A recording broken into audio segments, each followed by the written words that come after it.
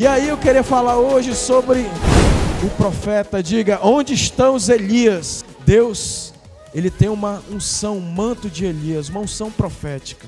A igreja dos últimos dias é a igreja que se levanta no manto de Elias, amém? E aí, queridos, eu queria ler aqui algumas falas aqui de alguns. James Jimber, da Mongólia. Será que em nossos dias não estamos confiando demais no braço da carne? Por que será que não podemos presenciar as mesmas maravilhas que ocorreram no passado? Os olhos do Senhor não passam mais por toda a terra para se mostrar forte para com aqueles cujo coração é totalmente dele? Será que os olhos do Senhor não estão passando mais por sobre toda a terra para mostrar-se forte para com aqueles cujo coração é totalmente dele? E aí ele continua falando: que Deus me conceda uma fé mais prática. Onde está o Senhor? Onde está o Deus de Elias? Está esperando que uma nova geração de Elias clame e feche os céus, amém? Clame e caia fogo dos céus. Clame e venha chuva de avivamento, amém? E aí outra fala do João Clímaco: reconhecemos o valor da oração, devido aos esforços que os espíritos malignos fazem para nos perturbar quando estamos orando. E conhecemos experimentalmente o fruto da oração, quando vemos a derrota desses inimigos. Irmãos, quando a gente se coloca para orar, a gente vê os espíritos malignos vindo nos perturbar de tudo quanto é forma, porque ele sabe que quando eu e você estamos na presença de Deus, irmãos, o fogo de Deus vem, amém? A glória de Deus vem. E o problema não é onde está o Deus de Elias. Diga, o Deus de Elias continua no trono, derramando o poder dele em forma de fogo, o poder dele em forma de chuva, o poder dele em forma de brisa, o poder dele da forma que ele quiser, o poder dele para ressuscitar o filho da viúva pobre de Sarepta. A primeira ressurreição bíblica foi quando Elias comeu ali da farinha daquela viúva, e o filho dela morreu. E o profeta se jogou em cima dele e disse: Senhor, traz a vida.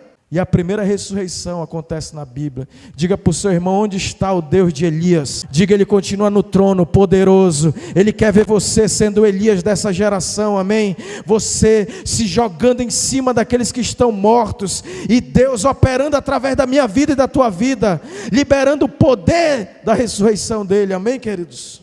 Então, o diabo sabe, os inimigos da oração sabem, por isso ele procura de toda forma nos tirar desse lugar de oração, de clamor. Ezequiel 22:30, busquei entre eles um homem que se colocasse na brecha. Um homem. Elias, Tiago 5:17, era um homem semelhante a nós, amém? Onde estão os Elias de Deus? Pergunte aí para o seu irmão: onde é que está os Elias de Deus? Diga, está tudo aqui dentro, meu irmão, está tudo aqui dentro. É uma nova geração de avivalistas, de profetas, amém? Que vão se envolver com as coisas de Deus, com as coisas dos céus, com a vontade soberana de Deus, com a soberania de Deus, que vão renegar esse mundo, que vão desprezar os tesouros e riquezas dessa vida, que vão sair da corte de Jezabel e vão dizer: Jezabel, tu pode se prostituir com quem quiser, mas eu vou ser fiel ao Deus verdadeiro e poderoso. Eu não vou me curvar diante das artimanhas de Jezabel, eu vou ficar firme na presença do Deus glorioso. Onde está o Senhor, o Deus de Elias? A resposta é óbvia: ele sempre esteve e sempre estará no seu trono, amém? Diga assim comigo: o Deus de Elias está com o mesmo poder absoluto no trono dele, amém? Mas a grande questão é: onde estão os Elias de Deus? Essa é uma pergunta relevante, significativa, é ou não é, queridos? Elias foi marcado por uma identidade. A marca de Elias é: e ele orou. Diga assim: a marca de um avivamento, a marca da geração de Elias é simples, é orar, é clamar para que o céu governe a terra, amém? Se Deus tiver que secar, ele vai secar. Manaus está vivendo a pior estiagem de todos os tempos, a pior seca de todos os tempos. Não sei quantos botos cor-de-rosa morreram no lago lá de Tefé. Hoje Não sei quantos municípios estão isolados sem ter água potável. O maior manancial de água doce do mundo está sem água, irmãos. Isso é um sinal para a igreja. Nós precisamos de água do Espírito. Não só água potável para saciar o nosso corpo físico, mas a igreja está precisando de um mover que faça chover águas de Deus, amém? Águas do rio de Deus. E aí, queridos, onde estão os Elias de Deus? Sabemos que Elias foi um homem semelhante a nós, sujeito aos mesmos sentimentos. Queridos, sábado foi o plantão de oração. Eu vi a Esté clamar a Deus de madrugada. Depois eu fiz uma maldade com ela, mas não foi uma maldade intencional, foi sem dolo. Comprei uma picanha, Francesco, e comecei a cortar na frente dela. E eu não sabia que ela estava de jejum. Minha filha, não avisa, me avisa, minha filha. E a picanha lá. Mas quando foi no culto de domingo, eu estava lá em cima com o Eric e com o Jonatas. Eu disse, cara, a Esté me fez me enxergar nos meus 17 anos. Ela clamando a Deus de madrugada, ela jejuando, ela endoidando sozinha. Porque tu olhar uma picanha e tu dizer não para a picanha é coisa de doido, irmão. Não é toda hora. O Lula prometeu, mas não veio até agora. Não vai trabalhar não para ver se tu come picanha. E aí, tanto a picanha é tentadora que o cara usou a picanha para manipular a galera. É ou não é? Porque é um negócio que... E aí eu disse pro Eric e pro Jonatas, eu disse, meu irmão, mas alguma coisa Deus vai fazer na vida dela. Eu não sei o que é. Sei que domingo Deus pegou ela e é isso. Diga, é sobre isso. Avivamento é você ser capturado pelo trono de Deus, você chorar, se derramar, se rasgar. E aí terça-feira hoje eu digo, eu vou voltar a ser o Agno lá. Irmãos, porque muitas vezes a gente vai perdendo aquela essência, aquele fogo. E a gente tem que... Por que eu estou falando de avivamento? Não é para mim denunciar ninguém, ser profeta para apontar para ninguém. É para mim acender o fogo dentro de mim, amém? E hoje eu fiz o jejum, irmão, eu digo, cara... E aí a Clícia comprou uma... Que a gente não fala, né? Aí a Clícia comprou, isso aqui leva para te comer lá no trabalho. Uma coisa que eu gosto muito, cuscuz, irmão. E eu disse, não vou. Já é os espíritos malignos, não é a Clícia não, era o demônio. E aí, queridos, Elias era igual a mim e a você. Não é fácil jejuar não, irmãos, mas é necessário. Elias foi lá para viver aquele mover. Eu sei que o corvo vinha trazer a broca para ele, mas não era a melhor comida do mundo, não. E outra coisa, o ministério de Elias começa lá em 1 Reis 17, Deus mandando ele se esconder. Diga, avivamento é um tempo de lugar secreto, é só você e Deus e acabou. Não tem esse papo, o fulano vai... Aí a Esté subiu, me chamou chorando, pai, eu não sei, eu não quero mais ver isso. Eu digo, minha filha, a parada é tu e Deus, e o resto ninguém sabe o que vai acontecer. Avivamento o homem não controla, ninguém controla, é o Espírito Santo que move, amém? Você e eu não vamos determinar o que Deus vai fazer, A ou B, o que ele vai... Não, você só tem que mergulhar, e o que Deus vai fazer é com Deus, amém, queridos? Se Ele vai fazer algo, eu só sei de uma coisa, Ele vai fazer secar o ribeiro, que não é coisa boa. Depois, secou o ribeiro, por quê? Porque Ele disse, não vai chover. Digo, o profeta tem o poder de controlar as situações, as circunstâncias. Ele disse, não vai chover. E aí Deus disse, vai agora para o ribeiro de Querite, que eu vou te sustentar com corvo, e tu vai beber lá daquele ribeiro. Secou, por que secou?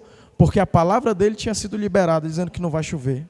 E eu quero dizer que quem manda na atmosfera, quem governa as circunstâncias é o profeta. Não é a política, não é a religião, é o profeta. Mas esse profeta tem que estar alinhado. Esse homem, Elias, a Bíblia diz aqui que ele era sujeito às nossas mesmas. Mas quando a gente jejua e ora, a gente não está se tornando melhor do que ninguém ou pior do que ninguém. A gente só está dizendo, quem governa aqui, carne, é o Espírito Santo. Amém? O jejum não muda Deus. O jejum traz uma sensibilidade, porque o Espírito começa a domar, a dominar a carne. Amém? E aí, sujeito aos mesmos sentimentos. Mas infelizmente somos homens com orações semelhantes a deles. Um homem que ora para Deus é poderoso. Diga assim, um homem que ora, uma pessoa que ora, é poderoso para Deus. Pode ir para esse mundo aqui não ser ninguém.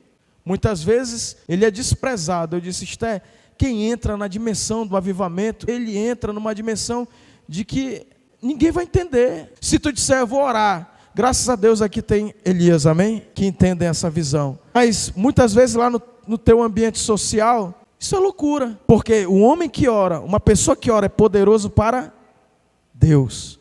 E aí, queridos, mas hoje o Senhor está passando de largo pelos homens. Sabe por quê? Não porque sejam sem capacidade espiritual, sem condição espiritual, mas porque são por demais autossuficientes.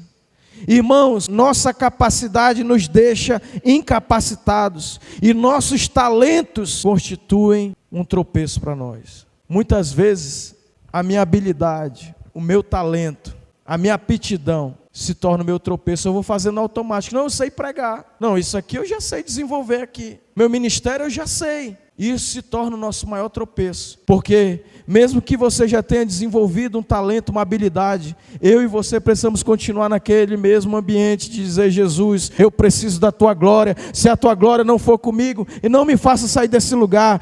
Elias foi colocado para o secreto. Ele ficou 3 anos e meio escondido. Vai para o Ribeiro, agora vai para Sarepta, uma cidade totalmente sem visibilidade. Não era o centro social elitizado, não. Foi lá para Sarepta, lá para a periferia. Foi morar na casa da viúva pobre, que tinha um filho, que era endividada, que ia morrer. Diga, quem quer avivamento tem que passar pelo processo de ser escondido por Deus. Não foi fácil, não. A gente olha assim, o Elias, né? Ficou 3 anos e meio escondido. Vai, se esconde. Fica quietinho no teu cantinho aí. Porque lá ele foi sendo habilitado. Às vezes a gente quer demonstrar nossa capacidade natural, que Deus nos dá, amém? E que é boa, e que é bênção, mas que não pode sair da sujeição da glória de Deus, da oração, do jejum, da humilhação, de dizer: Deus, eu não quero fazer um culto por fazer.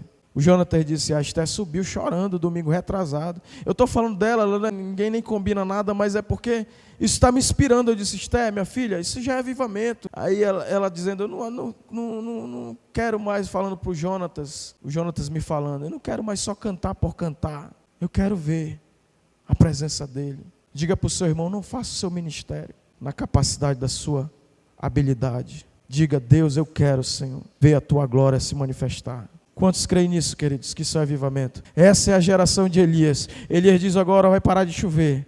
Agora, meu irmão, seguinte só. Vamos avançar aqui. Ainda tem alguns minutinhos ali. Elias saiu da obscuridade, do esconderijo, do secreto, para o palco do Velho Testamento. Já um homem feito. Aguardou o tempo dele, amém? Aguardou a hora dele. A rainha Jezabel, aquela filha de Satanás, mas é até hoje, né? E nas cartas das igrejas lá, ele diz: eu tenho que tolera Jezabel, né? Até hoje ela é tipo de um demônio. A própria que pediu a cabeça de João Batista, qual era? Herodias, é um tipo de Jezabel. Tipifica também Jezabel. Ela havia corrompido todos os sacerdotes de Deus e posto no lugar dos altares do Deus de Israel falsos deuses. Irmãos, era um culto que não é possível, né, a gente comentar o tipo de culto que foi oferecido no altar de Deus. O culto a Baal era o culto de sacrifício de crianças, era o culto de imoralidade bacanal, era um culto pagão, de podridão. A terra estava coberta de trevas, Israel estava desviada, o povo estava envolto às trevas, à escuridão. O pecado era o campeão da história. A nação se mostrava cada dia mais impura, e com a proliferação dos templos pagãos, os ritos idólatras, e toda hora subia ao céu a fumaça de milhares de altares ímpios, de altares corrompidos. E tudo isso estava acontecendo no meio do povo que se dizia descendência de Abraão. Era o povo que tinha um relacionamento com Deus vivo, com Deus eterno, com Deus de Abraão. De gente os pais haviam tido experiências com Deus. Um povo que tinha, pela oralidade, experiências gloriosas. O avô do cara, o pai do cara tinha visto milagres extraordinários. Eles eram descendência de Abraão, filhos de Isaac e de Jacó, que plantou no deserto e o deserto floresceu a 100 por 1. Frutificou. Eles eram descendência lá daquela galera que viu o mar vermelho se abrir. Mas essa galera estava distante da glória de Deus. O sal tinha perdido o sabor. O ouro da glória de Deus, eu tenho contra ti que tu abandonou primeiro, tu tem que comprar ouro. Está sem a glória de Deus, tá? Tu diz, eu sou pobre, eu sou rica e abastado, mas eu te digo que tu é pobre, tem que comprar ouro, a minha glória. Mas em meio a toda essa apostasia, Deus levantou um homem, diga, um homem. Não foi uma comissão, não foi uma nova religião. Deus não levantou aí um anjo. Deus não levantou uma denominação. Deus procurou entre eles um homem, não para pregar, mas para se colocar na brecha. E como Abraão fizera várias vezes, se colocando diante do Senhor, para que Deus poupasse Ló, para que Deus poupasse Sodoma e Gomorra, não foi isso? Ele clamou para Deus trazer livramento sobre Sodoma e Gomorra. Se tiver 50 justos lá, Senhor, meu Deus, então salva pelo menos meu sobrinho Ló. Assim Elias ficou por Israel diante de Deus, para que aquela nação que estava desviada do propósito do caminho de Deus se voltasse, se arrependesse, se voltasse para Deus, amém? Agora Elias estava na presença do Senhor. O resultado foi que tempos depois o Espírito Santo pôde escrever a história dele com apenas 2 palavras, na verdade. E Elias orou. Ele orou. Diga, a vida de um profeta é que ele só tem condição de estar bem se ele estiver em oração, se ele estiver com Deus. Se ele não estiver em oração, ele está passando mal. E orou. Isso tudo que a pessoa pode... Querido, olha aqui para mim. E Elias orou. E isso é tudo que eu e você podemos fazer. Para Deus fazer a vontade dele na terra é orar. E para mudar a história da humanidade, dessa geração presente que nós estamos aqui. Nós não temos como mover outra geração, mas essa geração, o que eu e você podemos fazer é orar para que Deus mova a mão dele poderosa. E nós podemos orar para que Deus mova essa geração, para que ela se volte para Deus. Amém, queridos? É só isso. Se a igreja de hoje contasse com tantos intercessores, quanto os seus conselheiros, é cheio de comentarista gospel, né? Não, a igreja tem que fazer isso, a igreja tem que fazer aquilo. Se tivesse tanto intercessor quanto tem comentarista gospel, nós teríamos um avivamento em um tempo curtíssimo. É ou não é, queridos? Não, a igreja tem que fazer isso, agora a igreja tem que fazer aquilo, tem que mudar para cá, não, tem que agora vir para cá. Cheio de teoria, cheio de filosofia, de retórica eclesiástica, né? De administração, de gestão eclesiástica. Se tivesse intercessores, Senhor, eu vou orar para que o Senhor faça a tua vontade. Amém?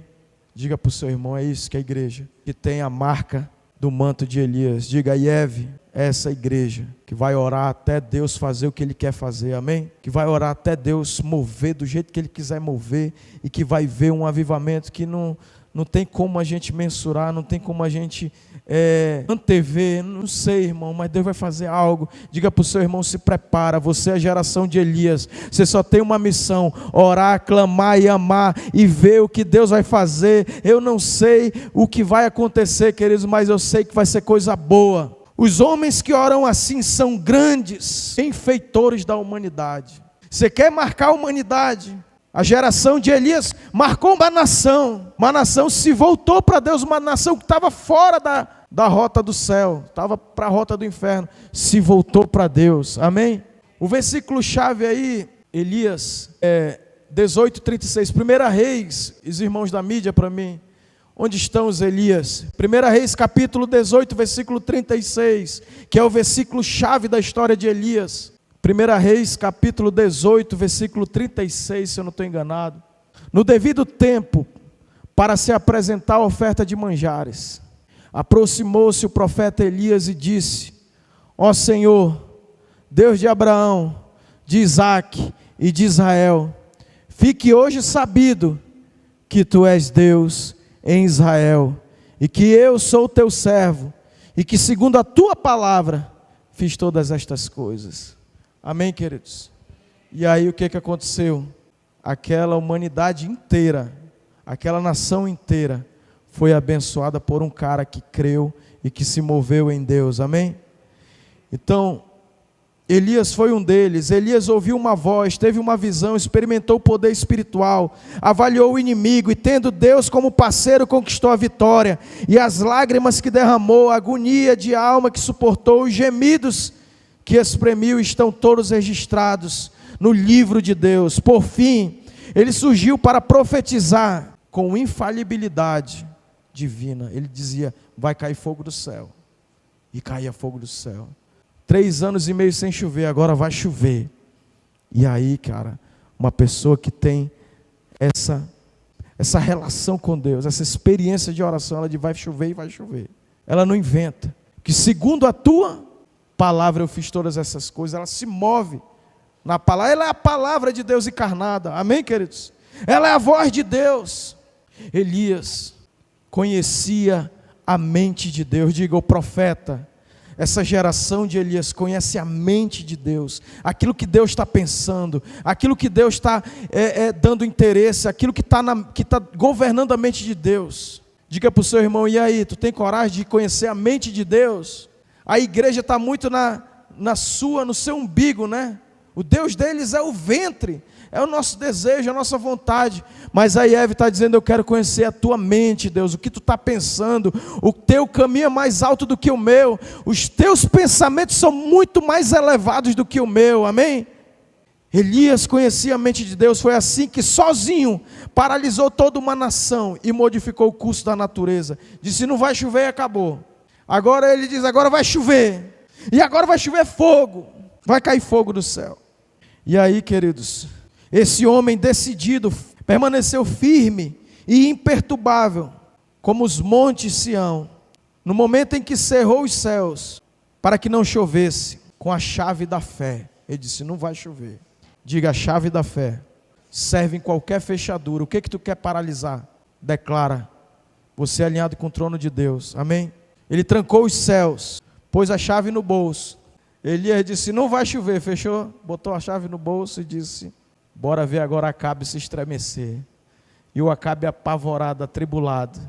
A política vai ficar atribulada, irmãos, se a gente mover os céus, amém? Os políticos vão vir pedir a bênção da gente. Meu irmão, resolve a bronca. E aí, embora seja glorioso o fato de Deus usar um homem, ainda é mais glorioso um Deus que atende o homem e diz: eu vou fazer agora, fechar o céu para ti, tá? Tu quer que eu abra o céu? Eu vou abrir agora. E Deus atendendo esse homem. Isso é muita onda, irmãos. Diga para o seu irmão: Elias era um homem sujeito às nossas mesmas fraquezas. A súplica do justo, ela pode muito em seus efeitos. A oração de um justo, ela é poderosa. Elias era humano, era um homem, era um ser humano como eu e você, mas ele sabia o poder da oração, amém? Se um homem de Deus se puser a gemer no espírito, Deus vai chamar esse cara e vai ficar empolgado com esse cara e vai dizer assim: bora, meu irmão, fazer maravilhas, nós dois. Eu estou contigo, Elias. Eu estou doido para fazer uma parceria com os Elias dessa geração. É o que Deus está querendo, irmãos. Irmãos, se quisermos realizar a obra de Deus, a maneira de Deus, no tempo determinado por Ele, com o poder divino, teremos a bênção do Senhor e a maldição do diabo. Ninguém quer ter briga com Satanás, né? Mas para mim fazer a obra de Deus, a maneira de Deus, no tempo de Deus, no poder de Deus, eu vou ter que encarar a maldição do diabo. Ele vai se levantar contra mim, contra você. Amém? Não adianta a gente ser, que nem o pastor Xavier diz, não é brincadeira a obra de Deus, não é porque eu sou criancinha que o diabo vai me olhar assim: ele é criancinha, olha que lindo. Não, ele vem para arregaçar. Mas maior é o que está em nós do que aquele que está no mundo, amém? Ô Eliseu, Senhor, abre os olhos dele, esse menino aqui, desse discípulo do profeta, abre os olhos para ele ver que mais são os que estão conosco do que os que estão com ele. Quando Eliseu orou, o menino Geazi, eu acho que era Geazi, abriu os olhos, ele viu uma multidão de anjos guerreiros. Só um anjo detonou uma galera, irmão. Diga: se alinhe com o céu e manda o inferno vir para cima. Porque nessa peleja não tereis que pelejar, porque a peleja não é vossa, mas do vosso Deus, amém? E aí, queridos, eu estou encerrando. Assim que Deus abre a janela dos céus para nos abençoar, o inimigo abre portas do inferno para nos intimidar. Jezabel foi lá para cima de Elias: eu vou te matar hoje. Elias está vivo até hoje, irmão. Elias foi arrebatado num carro de fogo. Ele é uma das testemunhas do Apocalipse, ele não morreu. Só porque o diabo diz, eu vou te matar hoje. E a Jezabel disse, é hoje que tu vai morrer. Aí Deus é tão Deus. Eu vi uma história, eu estou encerrando. Lá na Assembleia esses dias o cara contou a história que tinha uma velhinha que era uma mulher de Deus. Sabe aquelas velhinhas de Deus? Que é igual aqueles 24 anciãos. Morreu Loren Cunningham, né? Esses dias aí. E aí Deus falou assim, onde estão os Loren Cunningham? Onde estão os Elias? O cara foi o maior apóstolo desse tempo. Ele pregou em todas as nações reconhecidas pela ONU, em todos os territórios que tinham alguma soberania. Mas essa velhinha, que era um desses anciãos, 24 anciãos que são famosos no céu, são anônimos aqui na terra, mas ela cria tanto em Deus, pastor Xavier, que o cara disse, eu vou mandar uma cesta básica, eu vou mandar uma comida para essa velha, e eu vou dizer para ela que foi o diabo que mandou. E eu vou ver ela dizer que... Vou ver o que ela vai dizer, né? Aí chegou lá, ele botou lá aquela comida, Zé Roberto, aquela cesta básica bonita que o Zé Roberto gosta de dar. E aí, ela, oh meu Deus, obrigado. Aí o cara chegou com ela e disse, ó, essa cesta básica aí quem mandou foi o diabo. Aí a velhinha olhou pro cara e disse, é meu filho, Deus é tão poderoso que quando Ele quer abençoar, Ele manda e até o diabo obedece e vem trazer a bênção dele. Diga para o seu irmão aí, o diabo vai se levantar, mas não esquenta não, que ele vai se levantar para mais uma vez sair derrotado, amém? Receber a aprovação de Deus implica em topar com a... Receber a aprovação de Deus implica em topar com a cara feia do Satanás, irmãos. Se Deus disser, esse aqui é o meu servo aprovado, o diabo vai ficar mordido, fazer cara feia para ti, tentar te intimidar. Quantos estão comigo nisso? Estão entendendo? Simples pregadores podem ajudar muita gente sem prejudicar ninguém, mas os profetas de Deus agitam a todos, ao mesmo tempo que eles deixam o diabo doido. O pregador talvez agrade ao povo, um profeta o contraria. Um homem que se mostra descompromissado, que ele não está preso a nenhum sistema, que ninguém amarra ele, que ele não se vende a nenhum sistema, que ele não se curva a nenhuma proposta de corrupção, que ele não se corrompe. Um homem que não se corrompe, inspirado e cheio de Deus, está sujeito a ser taxado de radical. Quantos estão me entendendo, queridos? Está sujeito a ser chamado de fanático, por censurar o pecado da nação, ou de não ter amor, ou de não ser patriota muitas vezes, de falar contra a própria pátria dele, por censurar os pecados da sua nação, por não ter amor, mas a sua língua é uma espada de 2 gumes. Podem chamar o profeta de desequilibrado, porque o peso da opinião da maioria dos pregadores é contrária a ele. Pode chamar até o profeta desequilibrado, porque a maioria dos pregadores tem uma opinião e ele vai por outra opinião, ele vai pela opinião dos céus, amém? Mas eu quero concluir e eu quero te convidar a se colocar de pé. Um mero pregador é aclamado, o profeta é perseguido. Servir a Deus é ser perseguido, irmão. Servir a Deus não é todo mundo vai bater palma para ti nem te amar, não. Quantos estão comigo nisso? Tem muita gente que está frustrado e querendo sair da presença de Deus, abandonar tudo porque ele acha que ele foi chamado para ser amado. Mas eu quero te dar uma notícia meio estranha. Você foi chamado para ser perseguido por amor de Jesus, amém? E aí, você é o Elias dessa geração, amém? Eu quero te